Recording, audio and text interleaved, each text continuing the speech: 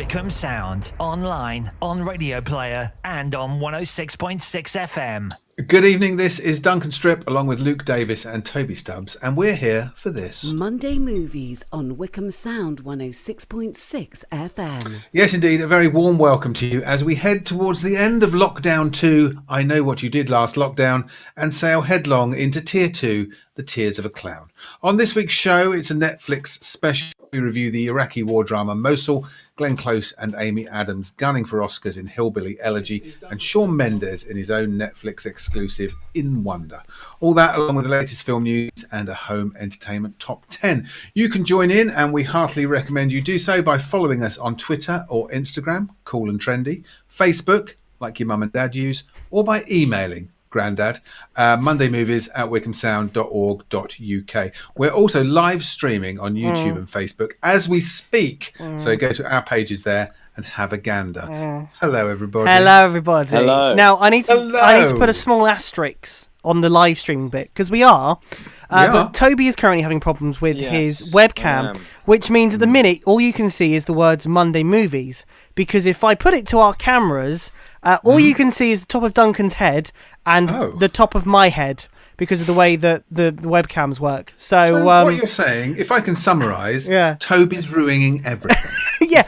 Pretty much. So we'll just go back to the Monday Movies bit while I just sort our cameras out. It's fine. And we've got such lovely backgrounds. I know to show we put off so as much well, effort haven't we? in. I know. And Sorry, Toby guys, comes in at the last minute. Maybe if he got here a little bit earlier and took part in the production meeting that we had beforehand, do we? This wouldn't happen. We have a production meeting. Oh. Well, I have it on my own. No, fair enough. I don't blame you. Anyway, how are we both? Good, thank you, Duncan. Well, apart from my laptop breaking, good. Okay, are we looking forward to entering Tier 2 on Wednesday?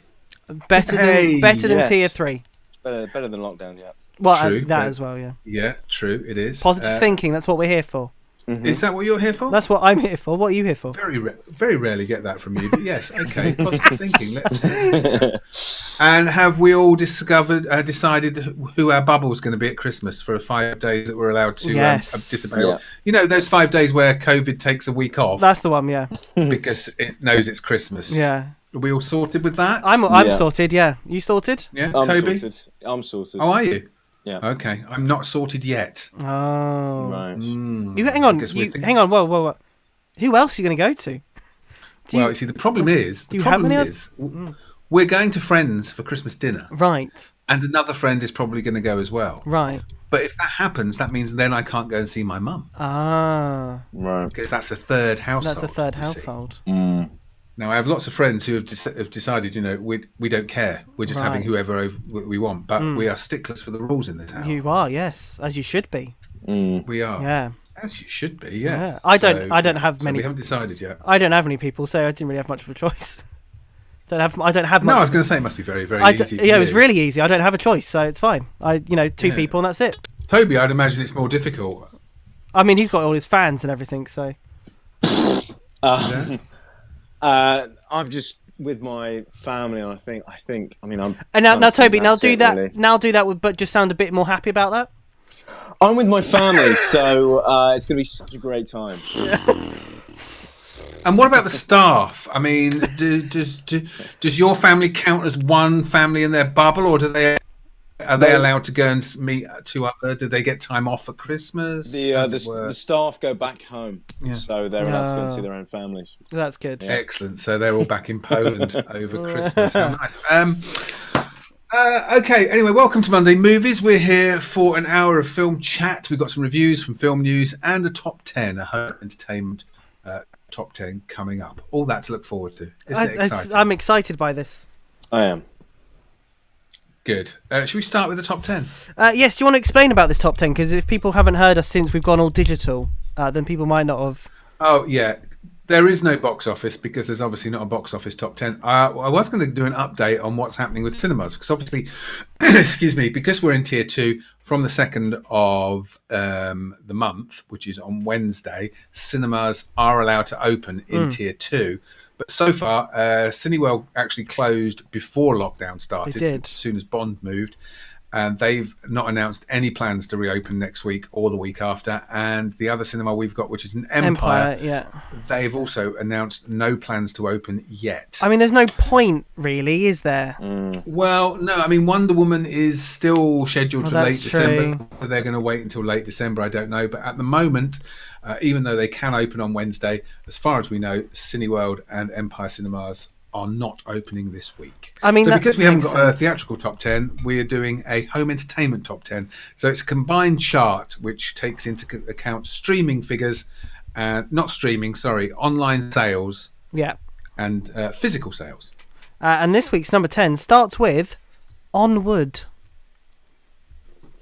Luke. Oh, thank you. So it's just nice that there's a film in a top 10 that you've seen. How rude. There's quite a lot. There's quite a lot in this, actually.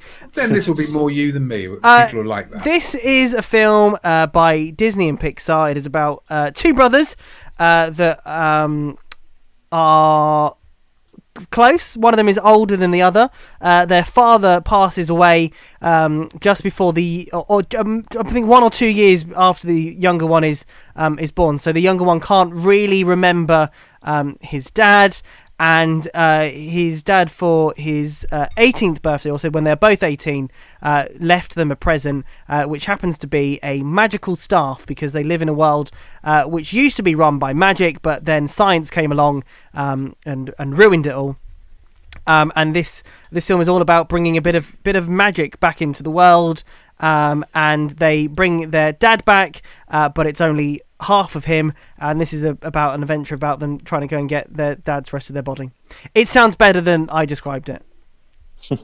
But is it any good, Luke? I absolutely loved it. I really enjoyed it. I thought it was uplifting. I thought it was sad at points. It was a journey, Duncan. It was a journey. It was a journey. Cool. Yeah. It's interesting that it's made it into the top 10, considering you can watch it for free on Disney Plus. That is very true, but then so there's an awful lot of people that don't have Disney Plus that are paying £9 or £10 to buy it. So yeah. Well, there we go. I mean, we've said a lot that Disney Plus hasn't got that much content on there, really. So, although of course Christmas Day, the new Pixar film drops, Soul, starring Jamie Foxx and Tina Fey. Yes, which looks good. So that'll be available on Disney Plus, and unlike Mulan, it won't be charged at a premium. Yes, good. This is a good thing, I think. Sorry, I just missed that. I just pulled my headphones out. Well done. And the great thing about that is I just saw our cameras so everyone saw it.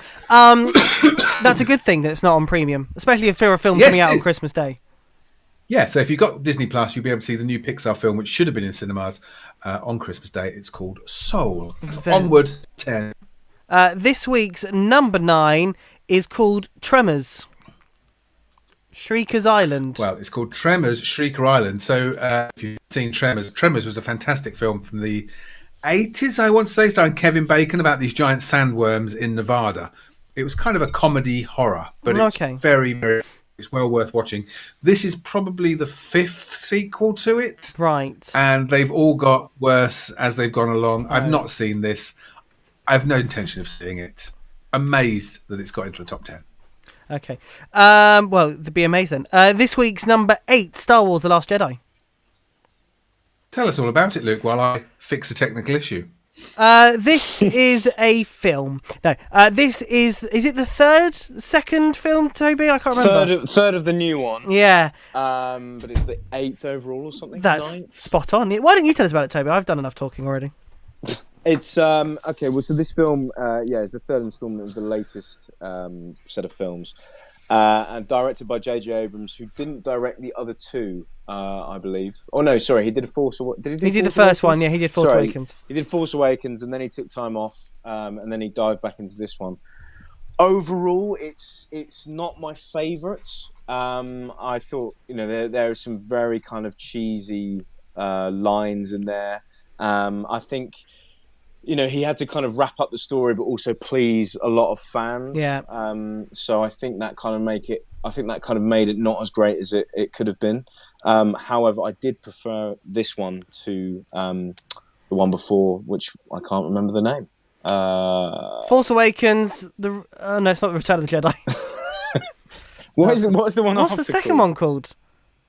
Is it The Rise? The Rise of Skywalker. Sorry, that one. The third one. Second one.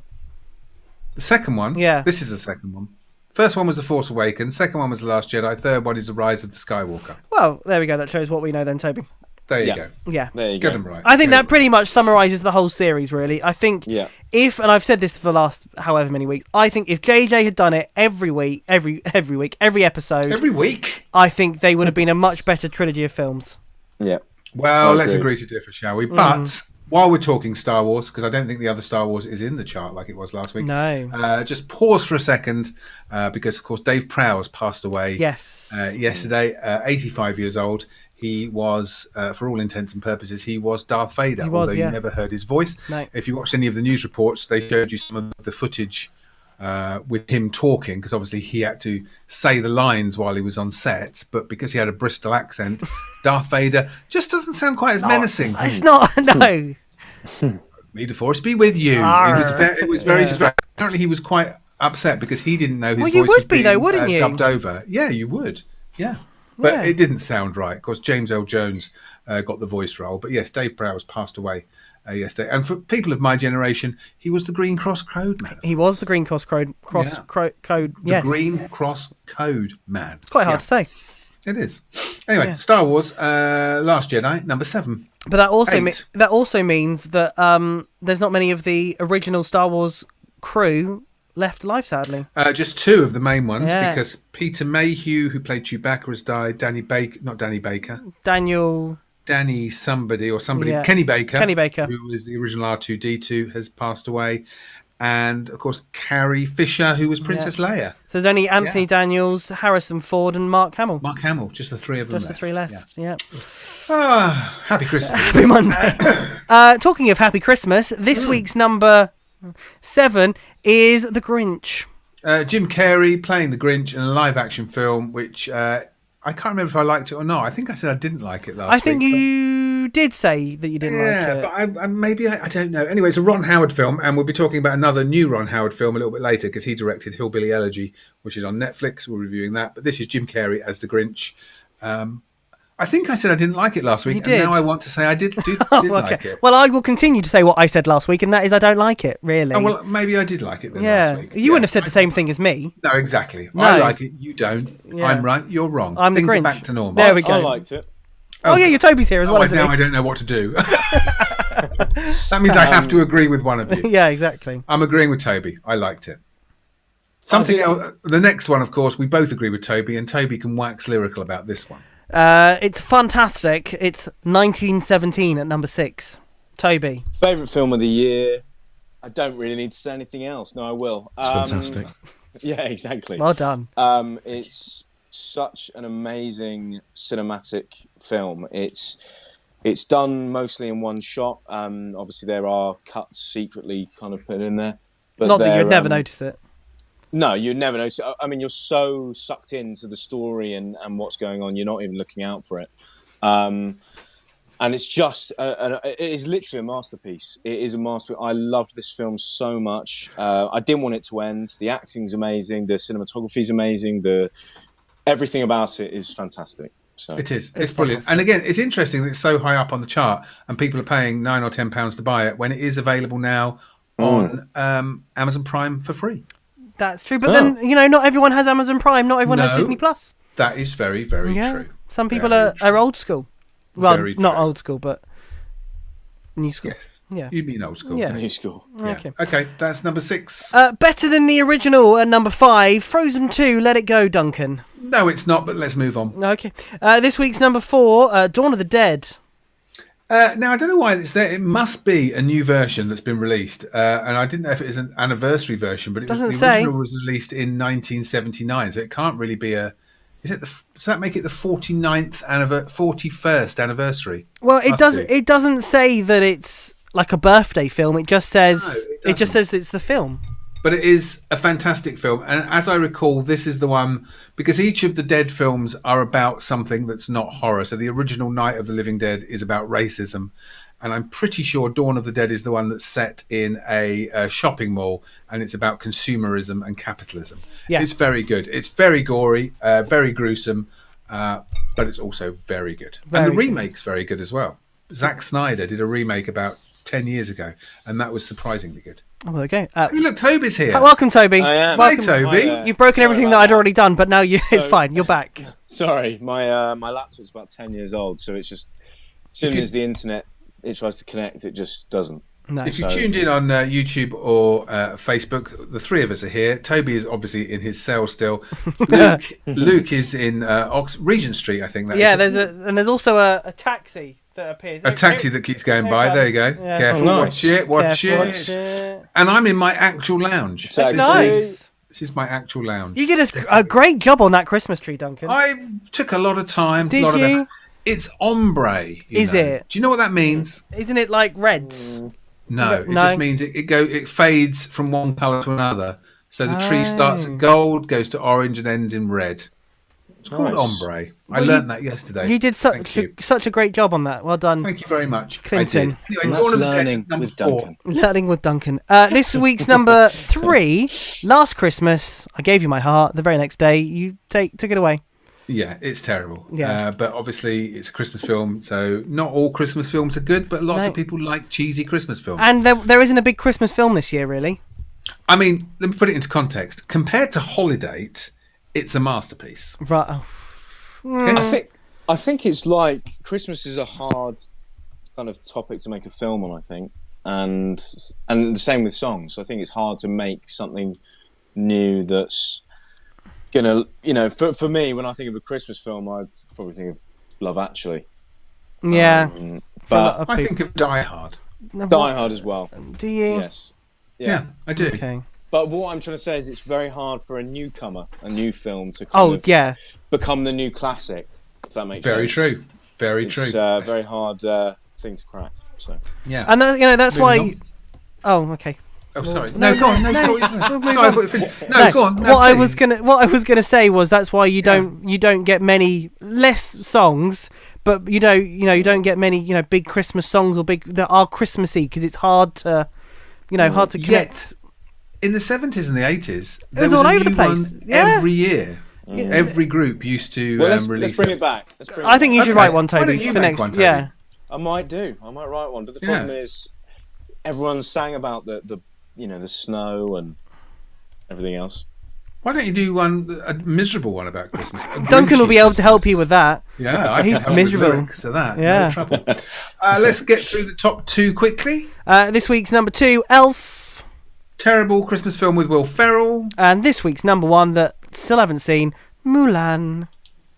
Well, we can rectify that. So why don't we watch it for next week? Because Mulan is available from Friday on Disney Plus. And about time too. Hurrah!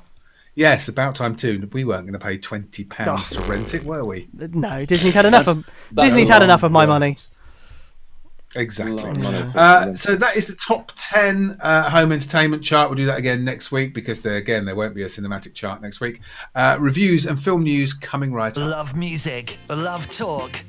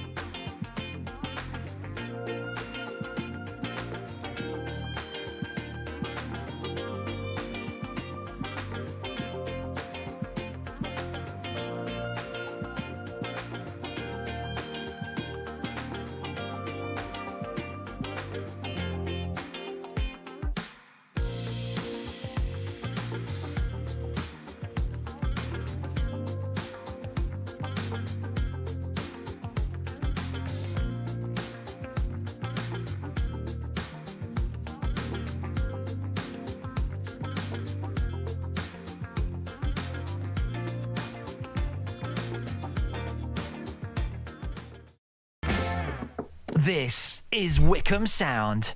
Welcome back. You're listening to Monday Movies on Wycombe Sound 106.6 FM. We now cross to our football correspondent, Mr. Luke Davis. Hello, Duncan. Thank you very much. Hi, Luke. How are you doing? Can you hear me okay? I can hear you great. Thank you, Luke, Duncan. where are you at the moment? Excellent. I'm live at Adams Park. Not really, because of COVID, but it's just been announced that Wycombe Wanderers will play Preston at home in the third round of the Emirates FA Cup. That's on the week. Can I just Hang ask, on, is that... I've not finished yet, Duncan. Sorry, slight delay on the line. You carry on. That will be on the weekend of the 8th and 9th, or 10th or 11th of January. Back over to you, Duncan. Can I just check one quick question for you, Mr. Davis? Yeah. Is that Preston the football team or Preston the ex-boy band singer? I think you'll find that's Preston the football club. Excellent, that makes sense. Yes. Excellent stuff.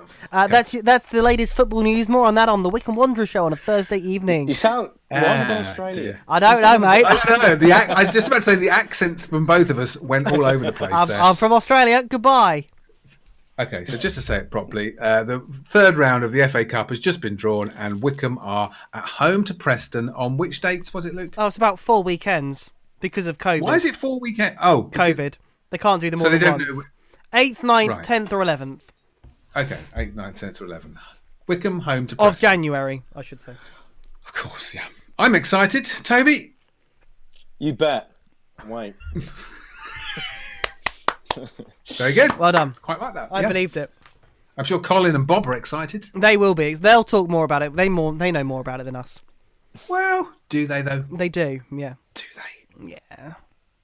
If you want to hear more about Wycombe Wanderers, the podcast is available from your usual podcast supplier, and it pains me to say it, it's very good. It's very It's very good. They sound professional. They do sound professional. They do. Yeah. Whereas we've got Toby. Anyway, Thank you. it wasn't a compliment, Toby. I know. Should we do some reviews? Yes. Where shall we Let's do it. start? Well, let's kick off with one that you two haven't seen. I mean, I know that's not narrowing it down a lot. But one that I didn't know was coming onto Netflix, and I knew nothing about it. Watched it at the weekend. It's called Mosul or Mosul. I don't know. It's a town in Iraq. I'm not sure how it's pronounced. I think it's Mosul. I think it's Mosul. It's an Iraqi action war drama. It's about the years between 2014 and 2017 when ISIS occupied the Iraqi city of Mosul. And during those years, the only groups who could fight the occupiers continually were the Nineveh, who were the SWAT unit from that province. And they were made up of local men who had either been injured or who had family members killed by ISIS. Film starts with 2 policemen coming under attack. The SWAT team come, kill the ISIS insurgents, rescue them, and the younger of the 2 joins the SWAT team because they find out his uncle was killed by ISIS. So he joins them and goes on their mission. And their mission is to get to the other side of the city where they're going to take out one of the ISIS bases, which is on top of a tower block. Okay. And that's basically it. They go from one side of the city to the other, battling ISIS as they go to try and knock out the base at the other side. It's all in Iraqi, so it's all subtitled. Okay. Strangely written by Matthew Carnahan, who is an American writer and director, but he wrote it and directed it. And it's quite good. It's reminded me of Black Hawk Down. Is it sort of very Ridley Scott film? Very low camera, low to the floor, sort of very following behind? Yes, it's all handheld camera, and it's very simple story. Like I say, he joins this group. They have to go from A to B, kill anybody in between. Sometimes simple's the best. Sometimes simple's the best. And I quite enjoyed it, and that's probably the problem I have with it. Should I have been enjoying it because it's about a problem that is ongoing, and this kind of thing is still happening in Iraq and especially in Mosul, and this is kind of making kind of blockbuster Hollywood entertainment out of it. And should they be doing that? I don't know, but it was. I mean, it's very well filmed, very well made, really well acted. Didn't know any of the actors in it because obviously they're all Iraqi. There's no English language in it at all. But no, it was very good. I enjoyed it. Well, that's good. Out of 10. I'd say a 7. A 7. Well, that's all decent. right. That's That's all decent. good. That's a good thing. 7 for Mosul, and that is Netflix exclusive, and you can watch it there. Very nice. Okay. Turning seamlessly to Toby Stubbs and Holiday. Now, Toby. just to put this into context, Holiday is a romantic Christmassy comedy on Netflix. Luke gave it 10 out of 10. I did. I gave it 2 out of 10. So, Toby, your thoughts? So, here we go. It's... Oh, God, I don't want to listen. Oh. It's... do you know what? I think because Duncan... It was weird because obviously, Luke, you loved it, and Duncan really didn't like it. I kind of... I don't know, I went in... was like, okay, this is going to go one of two ways.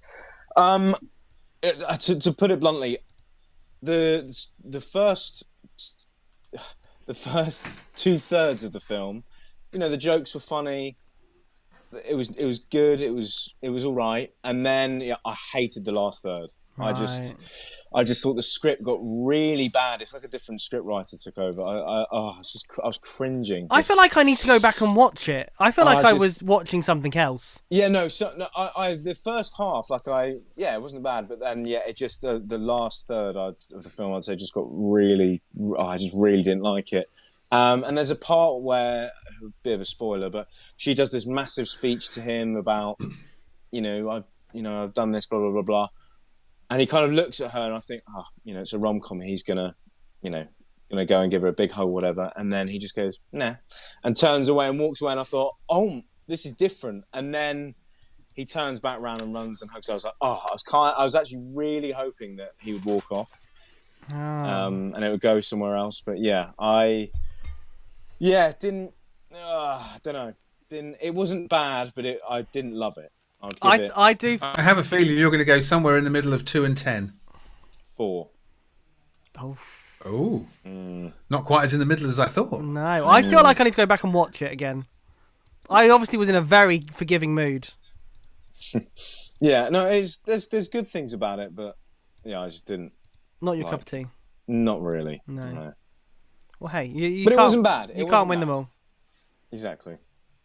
Hey, 4 out of 10 isn't great. No, I know. Yeah, but positive thinking. Okay. But you still got 4. Okay, good. So that's Holiday. It's another Netflix exclusive. It's available to stream right now. Where should we go now? Hillbilly Elegy or Sam Mendes? Not Sam Mendes, no. Sam Mendes. Shawn Mendes. Let's go Hillbilly. Hillbilly? Okay. Another Netflix exclusive. Wow, they're churning them out. Sponsored? Are we We should be. I'll ask them, see if we can get anything. This is a film directed by Ron Howard, who obviously directed films like Splash and Da Vinci Code, Apollo 13, and Rush. It stars Amy Adams, Glenn Close, and Frida Pinto. It's based on a novel by J.D. Vance, based on his life story. So he was a young boy in the Deep South, growing up with Amy Adams as his drug-addicted mother and Glenn Close as his straight-talking, foul-mouthed grandmother. He grows up to be a lawyer. He's about to go to a big law firm for a big interview to get a job when he gets a phone call to say that his mother is in hospital, another, and he has to drive across country to get back, get her out of hospital, recover. It's told in 2 timelines. So you've got him when he's a kid growing up with his mum and his grandmother. Then you've got the adult him when his grandmother has passed away and it's just his drug-addicted mother. And that's basically the story. There's not much to it. It's a story of him travelling back across country, helping his mother get out of hospital. A lot of shouting, a lot of acting in inverted commas and in capital letters. An awful lot of acting in it. They're saying that Glenn Close and Amy Adams could get Oscars for it. Now, Glenn Close has been nominated 7 times for an Oscar and never won. Amy Adams, I think, has been nominated 4 times for an Oscar and never won. If they win for this, it will be shockingly bad. It will be like Al Pacino when he won his Oscar for Scent of a Woman, when he should have won it for, years before for The Godfather or for Serpico or for something like that. It's just very, very... I don't know. None of it rings true. You just think you're watching people acting. You just know that that's Glenn Close in a wig and glasses acting her socks off, and then Amy Adams comes on, and you never believe for a second that she's a drug addict. You just think these are actors playing parts, and overplaying them to the hilt. Ooh, okay. Well, I didn't see that. Am I still there? Sorry, I didn't. Yeah, Even know. no, you're still there. You're still there. Oh, there we go.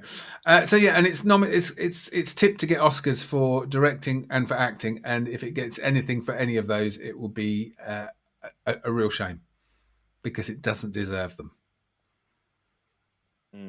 So a rave review from you then, Duncan. Sorry, and considering there's very little story, there's not much going on in this story. Because it's Netflix, it still manages to be 2 hours long. I was going to say, how long is it? 2 hours long. Oh, it's 2 I mean, hours there was long. a clip on Graham Norton, and it did look, from that 30-second clip, it looked quite good. And they showed you photos, and I'm sure there is actual photos in the film, of the actual characters next to the real people.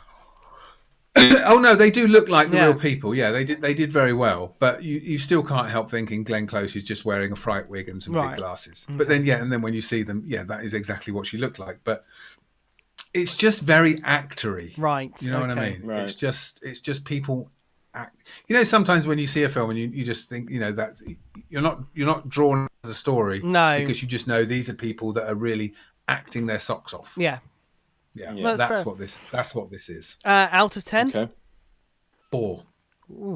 Oof. Not good. Oof. It's not good. No. It's not. I was Another one bored bites the through a lot of dust. it. Yeah, I was bored through a lot of it. That's not good. That's not Yes. good. Considering the cast and the director, Yeah. it's a real shame. Real shame. Okay. Okay.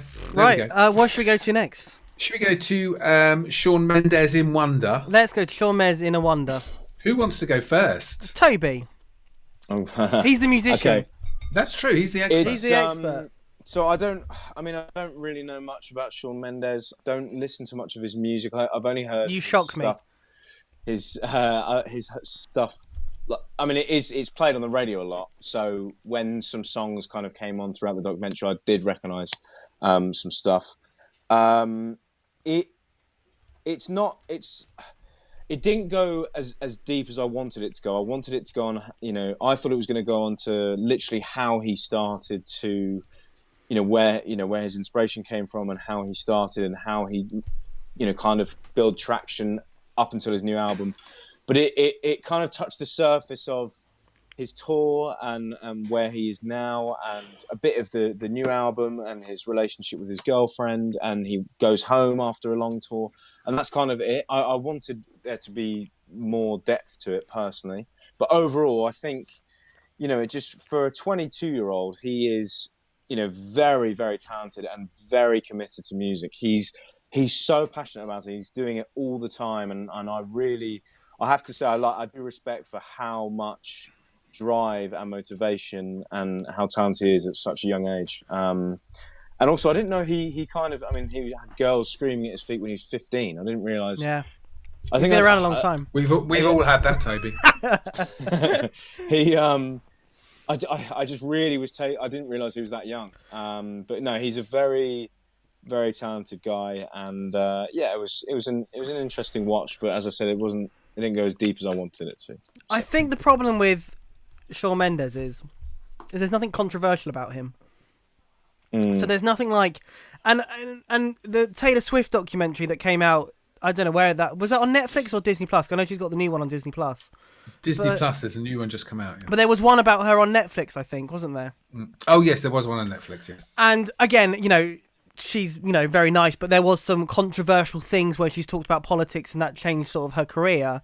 Whereas with Shawn, there isn't really anything. I mean, and I think Duncan, you put it best on sort of Twitter, saying it was like a bonus feature on a DVD, really. Like, the album's come out, here's sort of like something you would, I don't know, it was just, there wasn't anything to it, really, if you know what I mean. No, I think if you're a fan of Shawn Mendes, you'll absolutely love it, but there's nothing there to if you're not. I've always said, for a documentary about a famous person to be successful, it's got to make someone who has no interest in that person interested in them. Yeah. So, for example, the Amy Winehouse documentary, the Whitney Houston documentary, the Ayrton Senna documentary, 3 people I've got absolutely no interest in, but love the documentaries, found them fascinating. Yeah. The Amy Winehouse and Whitney Houston, I wasn't fans of their music at all. No. But after watching those documentaries, I thought, I can see why they were so popular, and I can see why they were so successful. Having watched 90 minutes of Shawn Mendes, I can honestly say I have got no idea why he's so successful or so popular. No. The clips of his live performances I thought weren't great. I mean, he butchered a Coldplay song at one point, which we won't talk about. hurt the ears. Let's not talk about that. I felt like texting you at the time thinking, oh, this is going to hurt you. Let's not talk about that. And I saw nothing in the documentary. So I don't know why he became famous. I don't know how he stayed famous. I thought the whole thing was stage managed. There's an awful cringe-inducing scene of him and Camila Cabello in a toilet, supposedly practicing singing Senorita, but it's done with such perfect lighting and such inventive camera angles. I can imagine that probably took a week to film. And that wasn't just in some random bathroom at a venue. That was all planned. And I just found it was a puff piece to promote him and an album, and it should have been an extra on a DVD. And I mean, you say there's nothing controversial about him. He said at one point, he said when he went back to his hometown, he said, I'd rather be here lying on this grass smoking a joint with my friends than doing it. And I suddenly thought, oh, you smoke joints, and then that's glossed over. So if there is anything in his past that's controversial, this wasn't going to touch on it at all. I mean, you say about and I'm very biased, but you say about you need a documentary that has got something for people that don't care about the band. There was a documentary about McFly on ITV a couple of weeks ago, and there was people on Twitter saying, I'm not a fan of McFly. I don't really listen to their music, but it's interesting to see why they broke up. Well, not broke up. Why they didn't stop talking to each other, and all the difficulties they've been going through it. And well done to them. But it's got that. I'm not a fan, but that's quite interesting bit to it, where this didn't really. This had nothing. I felt this was a waste of 90 minutes of my life. I agree. Because I learnt nothing, and I might as well have just put on a Shawn Mendes CD. Might as well put the album on. Because presumably the singing on the CD will be better than his live singing. Yeah, you would hope so. Yeah. So, Toby, you're in a minority.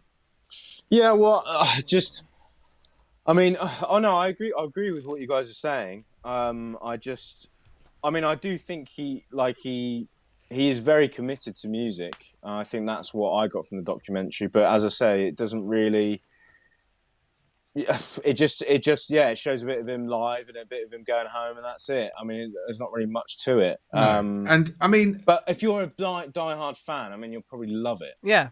If you're a diehard fan of Shawn, you'll love it. All these extra bits, but for me, on the plus side, he's very easy on the eye. I'll give him that. I was waiting for how long that was going to come up. But I mean, this is how bad it was. The opening scene is of him in a shower, and even then, I was sitting there thinking, why? Yeah. Why is the cameraman in your bathroom filming you in the shower? I feel like it's more a web. Like it should have been on ShawnMendes.com. It should have, they should put it up there for, I don't know, £5 to watch it.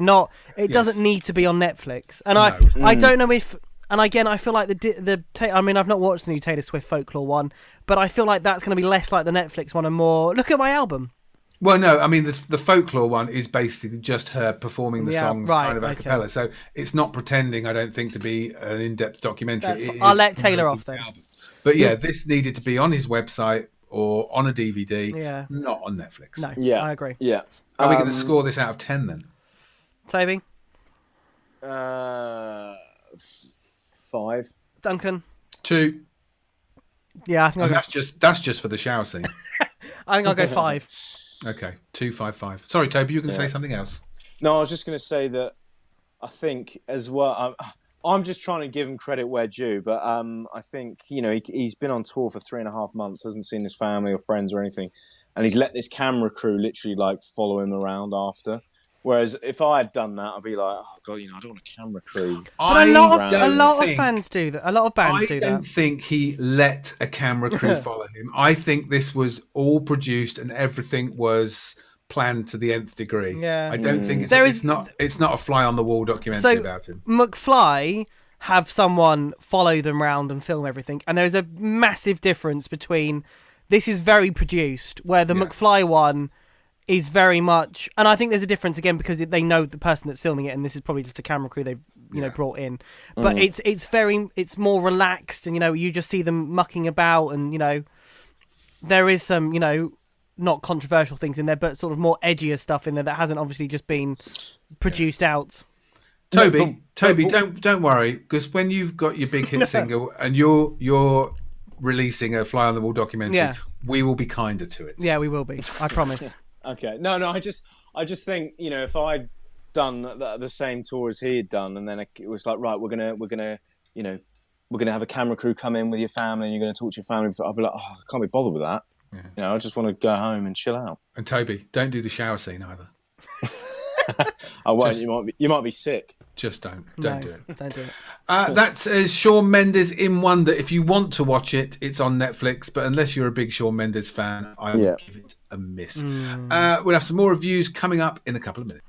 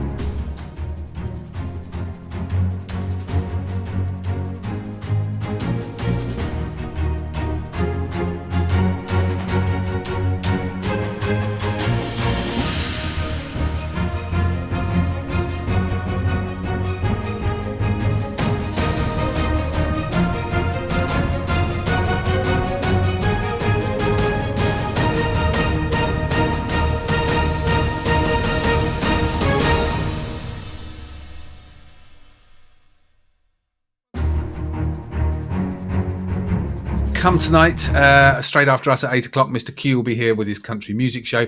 And then from 10 till 11, another chance to hear last night's excellent alternative Wix tape.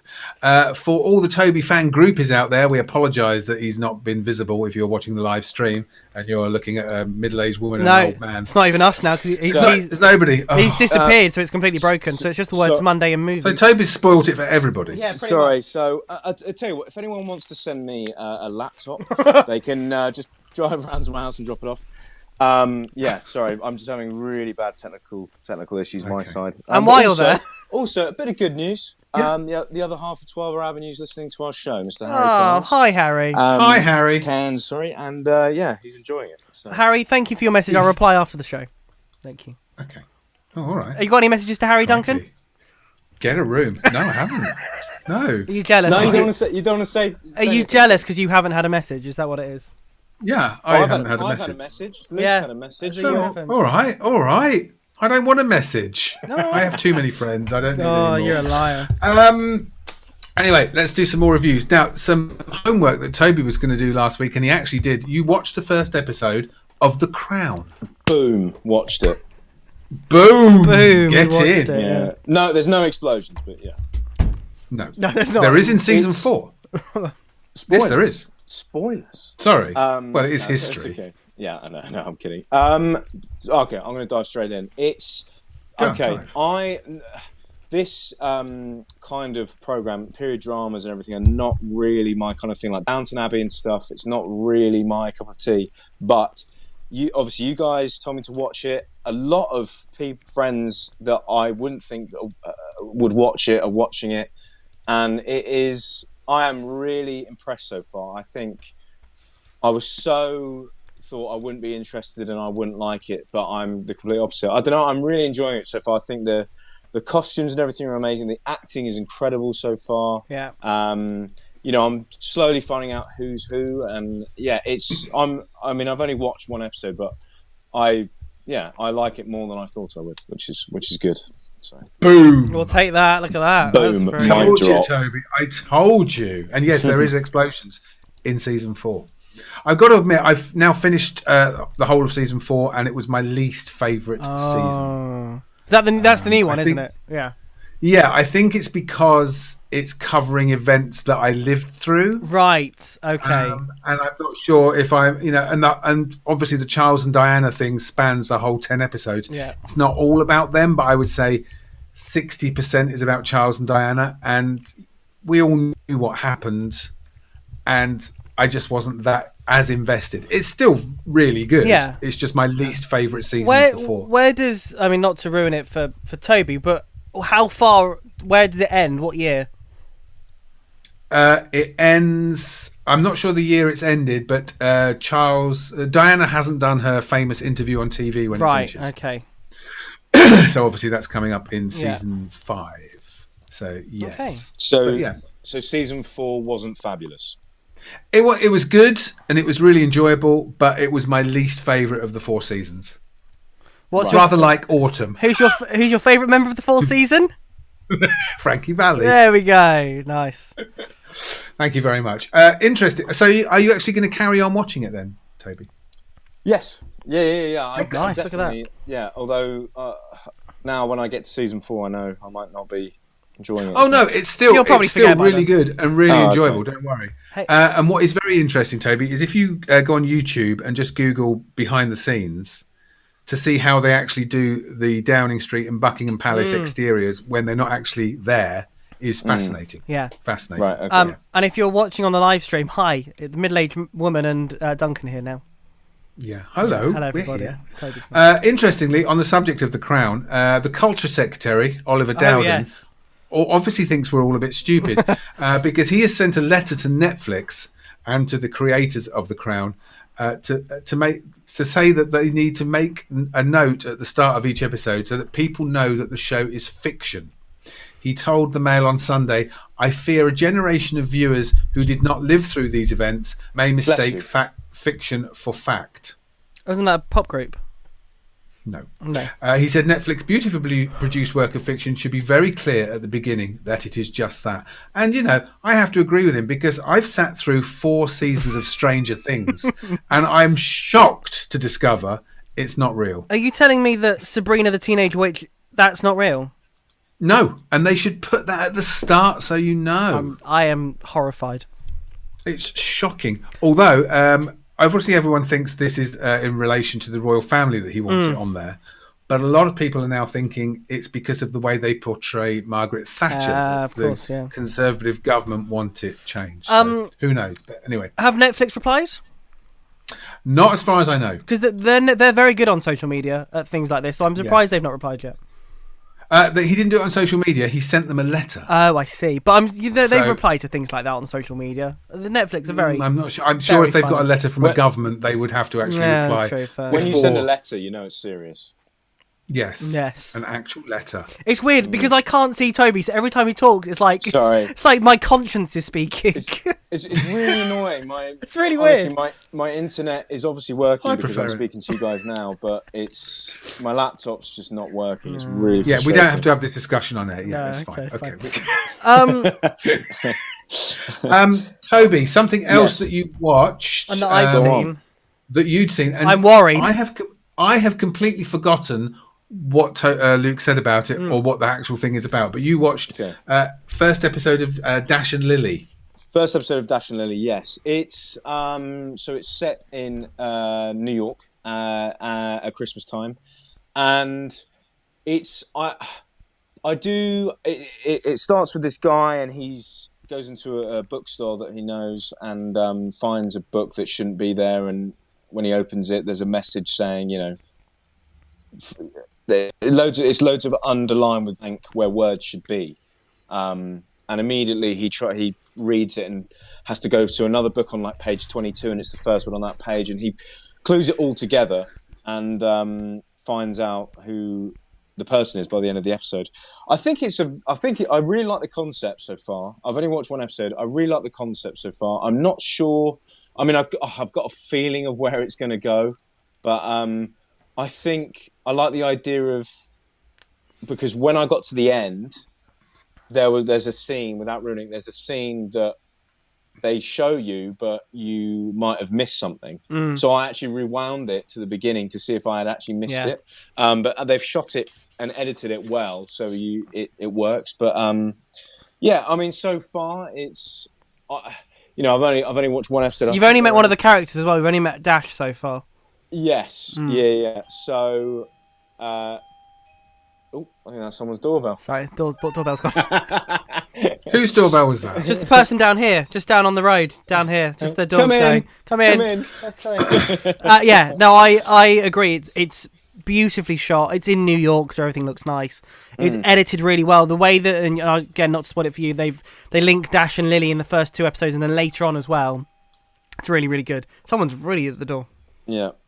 I really enjoy it, Duncan. I think I you should watch ordered you some food, Luke. So oh, really? Oh, thank you, Toby. Imagine if I did that. That'd be great. I mean, I don't know where you got the address from, but well done. Yeah. Before I commit to watching the first episode, how many seasons of this thing is there? Only one, and it's a well, I don't know if they're doing. I think they're doing another one, but it's only 6 episodes. Okay, I might give that a go for next week. Then I'm going to write it in my book. Write it in your book. I'm going to watch the first episode of Dash. I think you need to watch write it down. I think you need to watch the first 2. Because we are running out of things to watch, and you get to introduce the first 2 is the first one's all about Dash, second one is all about Lily, and the story in the first 2 sort of cross over because it's how the book gets there and how they meet. Not meet. I will watch it for next week. Cool. That is my homework for next week. Very quickly, I finished Ratchet, which is on Netflix, and didn't like it at all. No. Well, there's bits that I liked, but I think it's a completely pointless and a waste of a series. Fair enough. So don't watch that. No. And we mentioned Schitt's Creek the other week, and I couldn't get into it. I think it was Maddie. It was Maddie who recommended it. I tried 3 times on the first season and only got to episode 5. But because we're running out of things to watch, we ploughed through season 1. Once the series hits season 2, it flies. And now we're nearly finished season 4. And is there a reason why? Is there like a different producer, writer? No, all the same cast, same writer, same directors. It's just, and in Moira Rose, which is Catherine O'Hara's character, I think that is a character to match Patsy from Ab Fab. Fair enough. Okay. It is. I didn't laugh out loud in the first season. Yeah. From season 2 onwards, every episode is laugh out loud funny. It's really good, and it's made us cry 3 times. It is very poignant, and. On the plus point, it's got a gay relationship in it, which is just there as a gay relationship. Nothing's made of it. They just happen to be a gay couple. Yeah. It's just very clever. And I can't recommend it highly enough. If you can plough through season 1, and they're only 20-minute episodes. Okay. So it's quite easy to get Can through. you start season 2, or do you need to kind of watch season 1? Because I did the same thing. I saw it all over Netflix and was like, oh, it's got rave reviews on it. And then I was a bit like, oh. I think if you have a better understanding of the characters if you watch the first season, but you could watch 2 or 3 episodes and then jump to season 2. Yeah. But once it hits season 2, it is very, very funny. Or just watch a season 1 recap on YouTube because I'm sure there is. Highly recommended. It's Schitt's Creek. It's on Netflix. All 6 seasons are on Netflix now. Good. There we go. Gotta be Anything else? Say that. Mandalorian. Oh well, you've got 3 minutes. And I'm not up to date, so please don't spoil anything. I won't spoil anything. So we've both been saying that the episodes are very pedestrian. It's sort of, lands on a planet, does something, gets off the planet, lands on a planet, gets on a planet, blah, blah, blah. Now, the latest episode, which is chapter 12, again, lands on a planet, but they've been building up to something that if you're a long Star Wars fan, then you will know the name Ahsoka, who's been in the Clone Wars. And this is the first time that they have, the first time they have taken a character from from a TV program and put it into a live action thing. TV program, yeah, or into a film, but into a TV program. And I have to say, this episode is very, very good. And I don't know if you will like it as much because you don't know anything about Ahsoka. You don't have that sort of, oh wow, this is really cool that they've got. Because Ahsoka is in the Clone Wars TV program, obviously animated, so it's a girl called Ashley's voice. In the TV program, it's a completely different actress that's playing her, but does it really, really well. That still works with the Ahsoka that's in the TV program, and I think it's really, really good. And you learn, finally, 12 episodes in, you learn more about Baby Yoda or the kid. You actually learn stuff. There is actually a story showing, and also good. I think looking back over it, this isn't a Jon Favreau. It's not a Jon Favreau episode that directed it.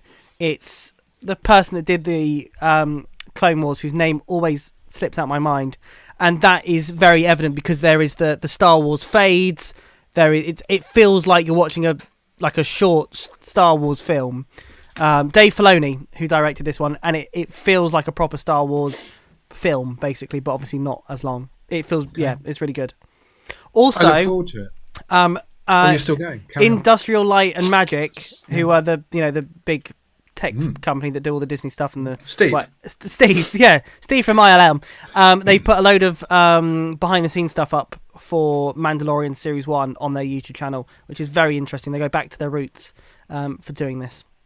Okay, good. Well, I'm not up to date, so I've got 2 Mandalorians to catch up on, so I will watch those sometime this week. Last week's was a bit this week's is much better.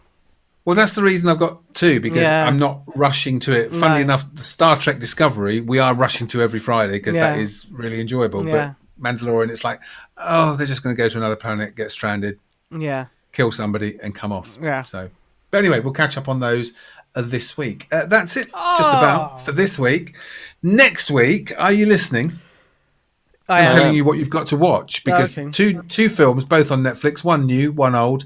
The old one is Falling Down, which is a classic, and it's one of my favourite films of all time, starring Michael Douglas. That's on Netflix now. And the new film is Mank. It's the new film from director David Fincher about the creation of Citizen Kane. Stars Amanda Seyfried, Charles Dance, and Gary Oldman. Very nice. And apparently, it's the favourite in the Oscar race so far this year. It's showing in some cinemas in Wales and Scotland, and it will be showing in some when they open here, but it's available from Friday on Netflix. Very nice. So next week, that's Mank and Falling Down. Good. I look forward to watching them. Good. Excellent. Yes. Toby and Luke, thank you very much. Thank you, Duncan. See you next week. Bye. See you next week. Bye. We'll be back at the same time, 7 till 8 for another Monday Movies. Luke will be back doing double shifts all this week again, 7 till 10 for breakfast, 4 till 7 for drive time. How are you finding that, Luke? I'm finding it fine. Are you sure? Sorry, who said that? Are you coping? Yes, I'm fine. I've got all my marbles. Excellent. We'll all be back next week, and I will be back on Sunday for Sunday breakfast from 8 till 10. Mr. Q with his country show is up next, but now with the time approaching 8 o'clock, it's time to go over to the Sky Newsroom for the latest national and international news headlines. You're listening to Wycombe Sound online, on Radio Player, and on 106.6 FM.